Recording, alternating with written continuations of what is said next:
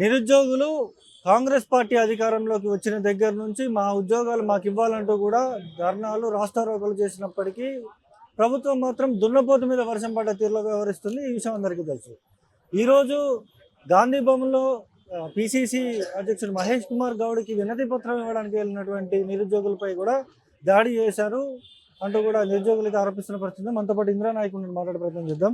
చెప్పండి భయ్య, ఏం జరిగింది? మీరు గాంధీ భవన్లోకి వెళ్ళి ఎవరిని కలిసారు? అసలు ఏం జరిగింది అక్కడ? వాస్తవానికి చాలా మంది మేము గత వారం రోజులుగా రోడ్డు మీద ఫైట్ చేస్తున్నాం, ధర్నాలు చేస్తున్నాం.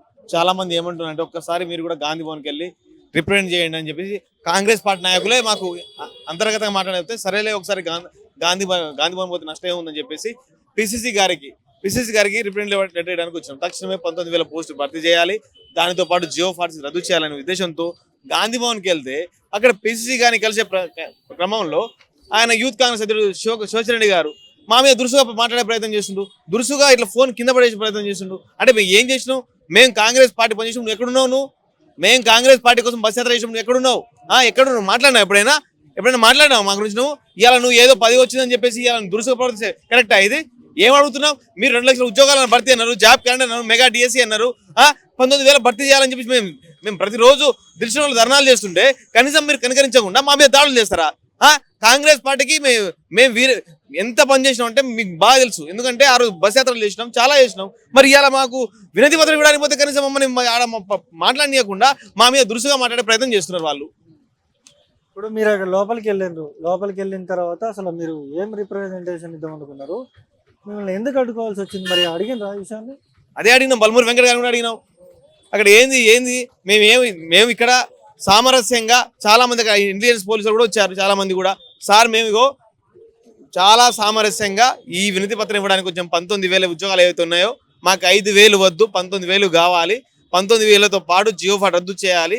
ఇది సామరస్యంగా పిసిసి గారు ఇవ్వడానికి పోతే అక్కడ ఈ కార్యక్రమం జరిగింది. అంటే నిరుద్యోగులు గాంధీ భవన్కి రావద్దా? అంటే నిరుద్యోగులు గాంధీ భవన్ కోసం కొడతారా అంటే ఏ సంస్కృతి చెప్తారు మీరు? మేము కావాల్సింది ఏంది? మీకు ఉద్యోగాలు కావాలని ఆయన 2 సంవత్సరాల నుంచి గవర్నమెంట్ రోడ్ మీద తిరుగుతుంటే కనీసం మా గురించి మాట్లాడే ప్రయత్నం చేయట్లేరు.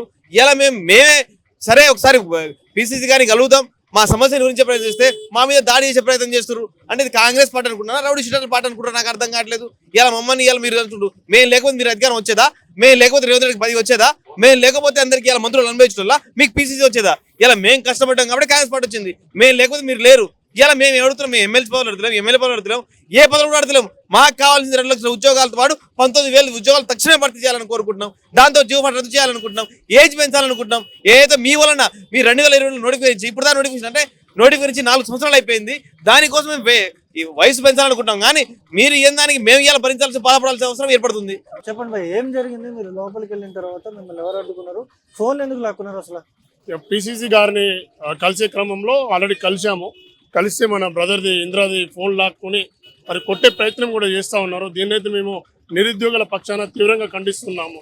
ఎందుకంటే ఇప్పుడు ఇంద్రా నాయక్ చెప్పినట్టు ఆ రోజు ఏదైతే జీవో 46 వల్ల నష్టపోయిన మేము కానీ నిరుద్యోగులు కానీ ఆ రోజు బస్సు యాత్రలు చేసి కాళ్ళ వేళ ఆ గిరిజన ప్రాంతాలలో ఎక్కడైతే ఓటర్లు ఎక్కడెక్కడ ఉన్నారో చేనులో పనిచేస్తే చేనులలో, పొలాలలో పనిచేస్తే, లేకపోతే ఏదైనా అడ్డ మీద కూలీలను కూడా మేము కాళ్ళు మొక్కి దయచేసి కాంగ్రెస్ ప్రభుత్వానికి ఓటేయండి, మాలాంటి నిరుద్యోగులకు లక్షలాది జాబ్స్ క్రియేట్ చేసి జాబ్స్ వస్తాయని చెప్పి ఆ రోజు మేము కాంగ్రెస్ పార్టీని అధికారంలో తేవడానికి కీలక పాత్ర వహించింది నిరుద్యోగులే.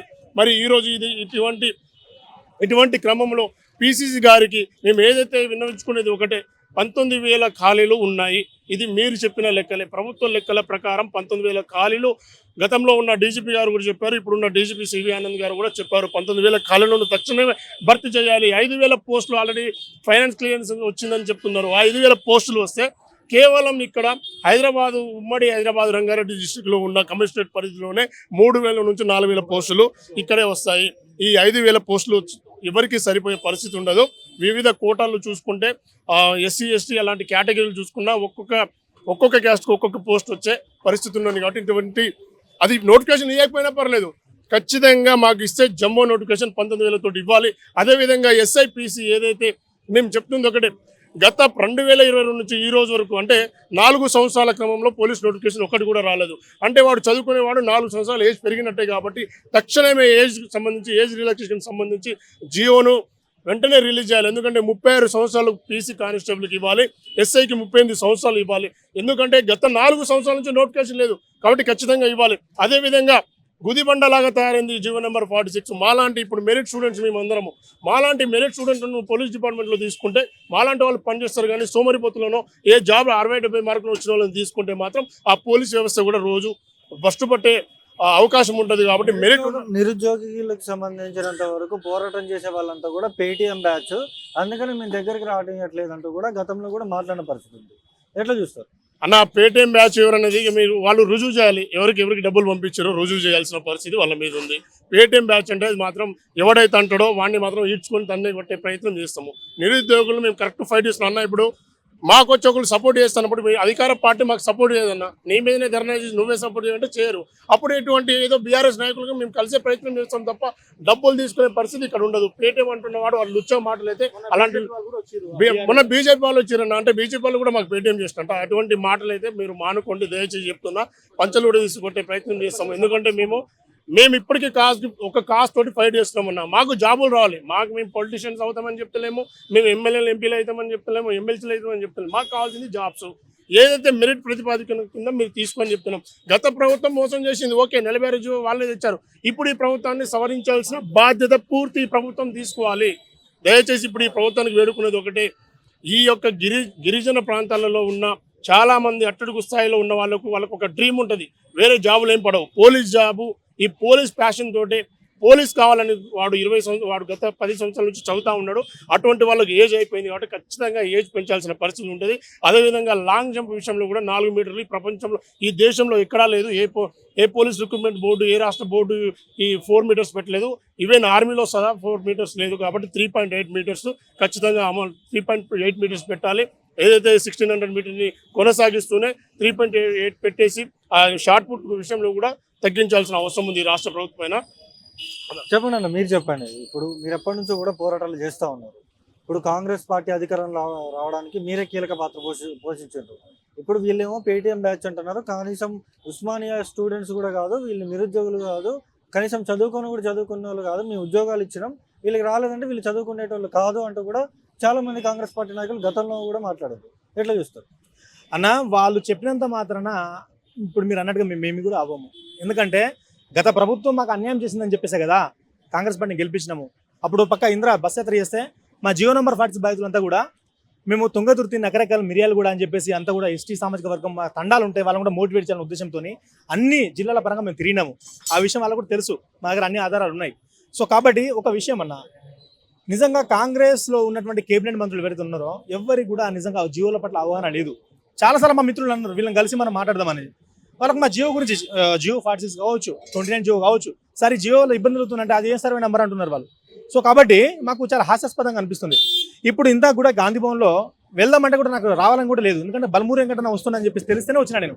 ఎందుకంటే మా సమస్య కొద్ది గొప్ప అర్థం చేసుకున్న వ్యక్తి ఎవరైనా ఉన్నారంటే బల్మూరి వెంకటన్న మాత్రమే. ఎందుకంటే జియో నెంబర్ 46 వాళ్ళ గురించి కొంచెం ప్రయత్నం చేసిండు వీళ్ళకి ఏదో న్యాయం చేయాలని చెప్పేసి, బట్ అది కాలేదు. సో కాబట్టి ఇప్పుడు వచ్చేటువంటి అప్కమింగ్ నోటిఫికేషన్లో మీకు ఏం కావాలంటే చేస్తా అని చెప్పేసి ఆనాడు మాట ఇచ్చింది. కాబట్టి అన్నం దగ్గరుండి మళ్ళీ ఒకసారి మనం ప్రాధాయపడదామని చెప్పేసి మేము వచ్చి వినతి పత్రం ఇవ్వడం జరిగింది. కానీ ఇవాళ ఇంతకుముందు ఇందిరా చెప్పినట్టుగా చాలా అసభ్యకరంగా వాళ్ళు ప్రవర్తించేది. ఎవరంటే మహేష్ కుమార్ గౌడ్ దగ్గర ఉన్నటువంటి గన్మెన్ కావచ్చు, లేకపోతే ఆ కెమెరామెన్ ఎవరు కావచ్చు, ఇట్లా ఫోన్ లాక్కొని ఇట్లా కింద పడేసిళ్ళు, ఇట్లా దొబ్బకవేళ్ళను. అది మంచి పద్ధతి కాదు. ఎందుకంటే గాంధీ భవన్ ఎప్పటికీ మీకోసం చూస్తుంది, మీరు రావచ్చు, నిరుద్యోగులు ఇది మీ ప్రభుత్వం అని చెప్పేసి వీళ్ళు ప్రెస్ మీట్లో మాట్లాడతారు. కానీ వ్యక్తిగతంగా నిజంగా వీళ్ళు కలిసినప్పుడు మా మీద ఎట్లా వాళ్ళు చేస్తున్నారు అనేది కళ్ళారా ఇప్పుడు చూసిన సందర్భం ఉంది. సో అన్న, ఇంకో విషయం రేవంత్ రెడ్డి గారు ఒకటి గమనించాలి.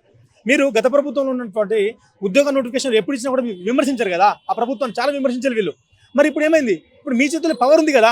ఇప్పుడు 19,000 ఖాళీలు ఉన్నప్పటికీ కేవలం 5,000 పోస్టులు మాత్రం ఇవ్వడానికి గల కారణం ఏందని చెప్పేసి మేము అడుగుతున్నాము. మరి మిగిలిన పోస్టులు మీరు అమ్ముకుంటారా? మీ కార్యకర్తలు ఇచ్చుకుంటారా? మరి ఈ 5,000తోని ఈ యొక్క యువత భవిష్యత్తు మీరు ఎట్లా పరిష్కరిస్తారు? అందరి యొక్క కాలను మీరు నెరవేర్చలేరు 5,000తోని. కాబట్టి న్యాయబద్ధంగా ఉన్నటువంటి 19,000 ఖాళీలు మీరు భర్తీ చేయాలి. అదేవిధంగా వయోపరిమితి 2022లో వచ్చిన నోటిఫికేషన్ ఇప్పటిదాకా రాలేదు. కాబట్టి ఎస్ఐకి 38 సంవత్సరాలు ఇవ్వాలి, కానిస్టేబుల్కి 36 సంవత్సరాలు ఇవ్వాలి. ఇది మాత్రం మీరు ఖచ్చితంగా చేయాలి సార్. ఎందుకంటే మీరు అంటారు కదా కేసీఆర్ని మించిపోతాను అని చెప్పేసి. మీరు కేసీఆర్ని ఎప్పుడు మించిపోతారంటే, మీరు కేసీఆర్ కంటే ఎక్కువ నోటిఫికేషన్ ఎప్పుడైతే ఇస్తారో, ఆయన రికార్డ్ ఎప్పుడైతే బ్రేక్ చేస్తారో అప్పుడే మీరు అతను మించిపోయిన వారు అవుతారు. సో కాబట్టి దయచేసి మా బాధ అర్థం చేసుకోండి. మేమంతా కూడా SC/ST కమ్యూనిటీ బిడ్డలము, నిరుపేద గ్రామీణకు చెందినటువంటి పిల్లలము, SST/BC మైనారిటీ వీళ్ళందరూ కూడా చాలా SN కానిస్టేబుల్కి అప్లై చేస్తారు. ఎందుకంటే మేము కష్టపడతాము, గ్రౌండ్ హార్డ్ వర్క్ చేస్తాము, మేము కొంత మార్క్స్ తెచ్చుకుని జాబ్ వస్తాం ఉద్దేశం చేస్తారు. కాబట్టి మీరు 5,000 కనుక ఇస్తే సగం పోస్టులు హైదరాబాద్లో ఉండాల్సి వస్తుంది. ఆ హైదరాబాద్లో సగం పోస్టులు అంటే ఇప్పుడు 2,500 ఉన్నాయి అనుకో, ఆ 2,500 పోస్టులు కూడా మొత్తం భర్తీ కావాలన్న. మా బాధ ఏంటంటే ఇక్కడ ఒక 1000 పోస్టులు అంతే, 1000 పోస్టులు ఫిల్అప్ అవుతాయి, మిగతా 10 మొత్తం బ్యాక్లాగ్ అయిపోతాయి. సో కాబట్టి మెరిట్ ఆస్పిరెంట్కి చాలా అన్యాయం జరుగుతుంది. కాబట్టి ఈ హైదరాబాద్ని కూడా ఫ్రీ జోన్ చేయాలని చెప్పేసి మా ఉద్దేశం. ఖచ్చితంగా హైదరాబాద్ని ఫ్రీ జోన్ చేయాలి, మెరిట్ ఆస్పిరెంట్స్కి న్యాయం జరగాలి. ఎక్కడో మూలలో ఉన్న ఆస్పిరెంట్ కూడా మెరిట్ మార్క్స్ సంబంధించి హైదరాబాద్లో జాబ్ కొట్టాలి, అది రావాలి ఖచ్చితంగా. సో మనం ఖచ్చితంగా ఈ కాంగ్రెస్ పార్టీ నమ్ముకున్నందుకు మీరు ఈ ఉద్యోగ అవకాశాలు కనుక మనకు ఇస్తే మేమంతా కూడా హ్యాపీగా ఉంటాం. లేదు అంటే మాత్రం ఖచ్చితంగా మా యొక్క డిమాండ్ నెరవేరేదాకా మేము మా యొక్క ప్రజాస్వామ్యబద్ధంగా చాలా శాంతియుతంగా మా యొక్క నిరసన మేము తెలుపుతూనే ఉంటామన్నా. సో కాబట్టి మరీ ఒక్కసారి మళ్ళీ లాస్ట్ చివరికి ఒక మాట చెప్తున్నా, దయచేసి మాకు రోడ్డు మీద ఎక్కాలని చెప్పేసి మాకు సరదా లేదు, మాకు ఆశ లేదు. మాకు ఒకటే, ఈ 19,000 పోస్టులు మీరు ఇష్యూ చేయండి, మరుక్షణం మేమంతా కూడా స్టేడియాలకు వెళ్ళి మేము మంచిగా హ్యాపీగా చదువుకుంటాం. మిమ్మల్ని ఏం దుష్ప్రచారం చేయం, మాకు అంత అవసరం కూడా లేదు. సో కాబట్టి దయచేసి మా యొక్క చిన్న కోరికని మీరు నెరవేర్చిందిగా నేను కోరుకుంటున్నాను.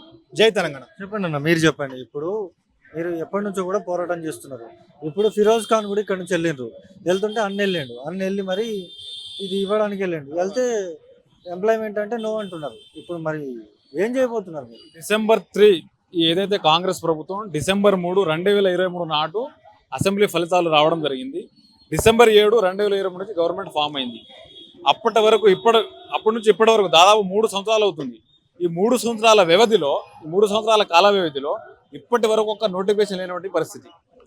గత ప్రభుత్వం ఇచ్చిన నియామక పత్రాలను మీరు ఇచ్చేసి మేము ఇచ్చినామంటున్న 60,000, 70,000 ఇదే మంత్రులు, ఎమ్మెల్యేలు, స్వయాన ముఖ్యమంత్రి కూడా అనడం జరిగింది. ఇది కరెక్ట్ కాదు. మేము ఏమంటున్నామంటే 2005 నుంచి ఏదైతే వైఎస్ రాజశేఖర ఉన్నారో అప్పుడు ఒక 10,000 ఫిల్ చేయడం, తర్వాత కిరణ్ కుమార్ రెడ్డి 2011లో ఒక 12,000 ఫిల్అప్ చేయడం జరిగింది.